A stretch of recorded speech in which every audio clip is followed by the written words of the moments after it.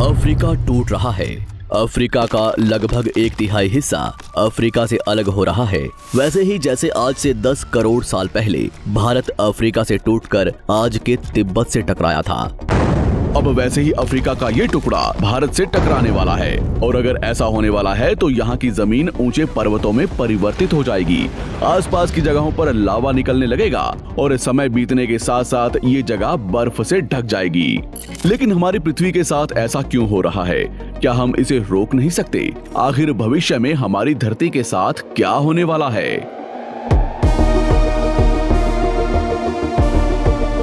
आज से लगभग 4.5 करोड़ साल पहले हमारा पूरा ग्रह पानी से ढका हुआ था।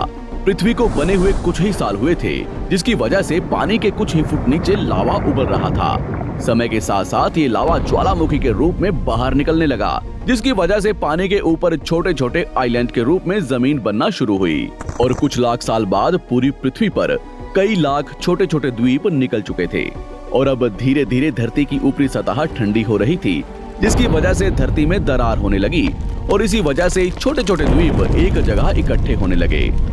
ये घटना कई लाखों सालों तक हुई। ये द्वीप कई बार इकट्ठा होकर टूटते रहे और कई लाखों सालों बाद ये सारी जमीन एक जगह इकट्ठी हुई, जिसे आज हम पेंजिया महाद्वीप के नाम से जानते हैं। आज से लगभग 20 करोड़ साल पहले पेंजिया फिर से टूटना शुरू हो गया और उसी विशाल महाद्वीप में से भारत, अंटार्कटिका, ऑस्ट्रेलिया और अफ्रीका से टूटकर आज के तिब्बत की सतह से आ टकराया। टकराव इतना भयंकर था कि इसकी वजह से तिब्बत की जमीन सिकुड़ गई और जहां टकराव हुआ वहां विशाल हिमालय खड़ा हो गया। आज भी माउंट एवरेस्ट की ऊंचाई बढ़ रही है क्योंकि भारत की जमीन तिब्बत की ओर दबती जा रही है। आज आप जितने भी देश जानते हैं वो करोड़ों सालों पहले एक हुआ करते थे। धीरे धीरे वो अलग हो गए और आज भी हर साल धीरे धीरे अलग हो रहे हैं। और इसका सबसे बड़ा उदाहरण है अफ्रीका का ये हिस्सा, जो 2 हिस्सों में टूट रहा है। 2005 में दक्षिण पश्चिमी केन्या से नीरोबी नारोक हाईवे तक रातों रात जमीन फटकर 2 हिस्सों में बंट गई और ये दरार हर साल 6 से 7 मिलीमीटर जितनी बढ़ रही है। अफ्रीका के यहाँ से टूटने का कारण है ये जगह, ये त्रिकोण आकार से दिखने वाला फुद्दू।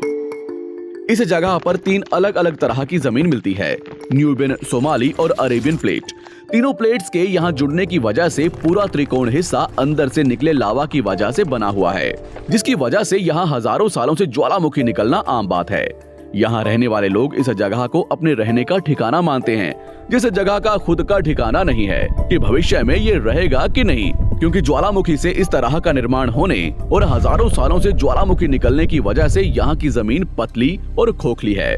बार बार ज्वालामुखी निकलने की वजह से यहाँ भूकंप आना आम बात है और यही कारण है कि यहाँ की जमीन टूट रही है।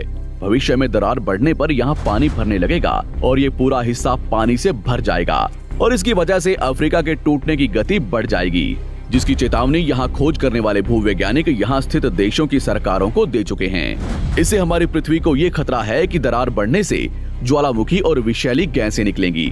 भूवैज्ञानिक रॉय लिवमोर के मुताबिक सोमाली प्लेट भविष्य में भारत के पश्चिमी हिस्से से टकराएगा और यहाँ मैं भारत का मतलब आज के इंडिया, पाकिस्तान और श्रीलंका से टकराने की बात कर रहा हूँ। तो क्या होगा जब सोमाली प्लेट भारत से टकराएगा? अगर सोमाली प्लेट उसी गति से भारत से टकराता है जिस गति से भारत तिब्बत से टकराया था, तो कई शहर और राज्य तबाह हो जाएंगे। इसका सबसे जल्दी और ज्यादा असर भारत के मुंबई में दिखाई देगा। समुद्री किनारे साल दर साल उठने लगेंगे और भूकंप आम हो जाएंगे। समय के साथ साथ ज्वालामुखी फूटने लगेंगे। धीरे धीरे सोमाली प्लेट गोवा से केरला और श्रीलंका के संपर्क में भी आ चुकी होगी। ऊपरी साइड में द्वारका से सोमनाथ और पाकिस्तान के कराची तक सारे समुद्री किनारे पर्वत में परिवर्तित होने लगेंगे और यहाँ विशाल पर्वत खड़े हो जाएंगे, जिसकी वजह से यहाँ का मौसम ठंडा होने लगेगा और यहाँ भी कश्मीर की तरह बर्फ गिरने लगेगी।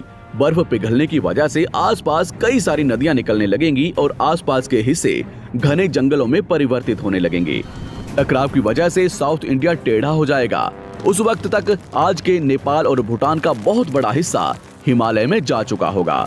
इस वक्त तक सिर्फ भारत ही नहीं, पूरी दुनिया बदल चुकी होगी।